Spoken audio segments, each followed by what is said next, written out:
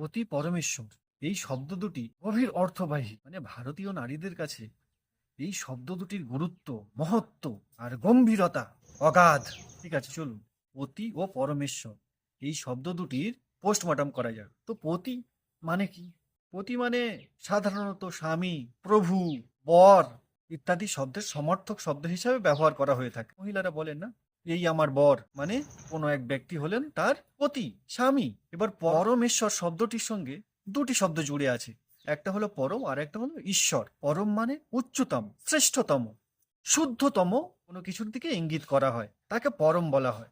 আর ঈশ্বর, ঈশ্বর শব্দের অর্থ কি? ঈশ্বর মানে শ্রেষ্ঠ, বর মানে স্বামী, প্রভু। ঠিক আছে, লোক ধর্মে ঈশ্বরকে বলা হয়ে থাকে যিনি জগতের কর্তা, যিনি জগতের রচনা করেছেন, জগৎকে পরিচালনা করেন। শ্রেষ্ঠ স্বামী, জগৎ ঈশ্বর, জগতের ঈশ্বর, জগতের প্রভু, যে জগৎকে পরিচালনা করে, নিয়ন্ত্রণ করে, আর জগতের রচনা করেছেন যিনি। তো মহিলারা তাহলে তার স্বামীকে পরমেশ্বর কেন বলেন? পতি পরমেশ্বর। জগতের স্বামীকে ঈশ্বর বলা হয় না, তিনি তো পরমেশ্বর। বাস্তবে তো ঈশ্বর হয় না, বেদান্ত ঈশ্বরকে মানে না।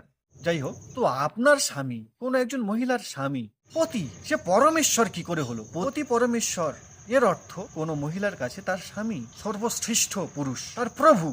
সে নিজেকে তার স্বামীর কাছে সমর্পণ করে দেয় সম্পূর্ণরূপে, তাই তার স্বামী তার কাছে পতি পরমেশ্বর।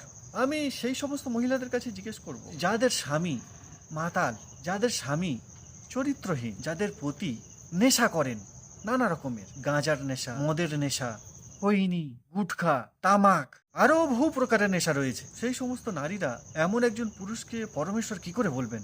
পরমেশ্বর বিকৃত অর্থ হয়ে যাবে না? আপনি কাউকে পরমেশ্বর বলছেন, আর সে যদি খৈনি খায়, খৈনি খেকো পরমেশ্বর হয়ে গেল না? আপনি কাউকে পরমেশ্বর, পতি পরমেশ্বর বলছেন, আর আপনার পতি মদ পান করে, মাতাল পরমেশ্বর। পরমেশ্বর আবার মাতাল। আমি গাঁজা খায়, সে বলে আমার স্বামী পরমেশ্বর। গাঁজা খেকো পরমেশ্বর। আপনারা পরমেশ্বর শব্দটাকে নিয়ে কিভাবে বিকৃত করে দিয়েছেন বুঝতে পারছেন? আপনি যাকে পরমেশ্বর বলছেন তার মধ্যে সেই পাত্রতা আছে, তার মধ্যে সেই যোগ্যতা আছে যে আপনি তাকে পরমেশ্বর বলবেন। বেদান্ত আত্মার কথা বলে, আত্মা মানে উচ্চতম চেতনা, আর আত্মাই কৃষ্ণ, আত্মাই রাম, আত্মাই ব্রহ্ম, রাম ব্রহ্ম আর কৃষ্ণ ব্রহ্ম। তো আপনার জীবনে পতি কৃষ্ণ হতে পারলো না, আপনার জীবনে পতি রাম হতে পারলো না। মীরাবাই শ্রী কৃষ্ণের জন্য নিজের জীবন সমর্পণ করেছিলেন, সেই মীরাবাই কাকে স্বামী বলেছিলেন? কৃষ্ণকে। কেন কি কৃষ্ণ বা রামের মধ্যে সেই পাত্রতা রয়েছে? আপনারা যাকে তাকে নিয়ে স্বামী বানিয়ে ফেলেছে। আপনারা অর্থ জানেন না, শুনতে খারাপ লাগছে আপনাদের, তাই তো, কিন্তু এটাই সত্য। আপনারা বলুন না বিচার করে।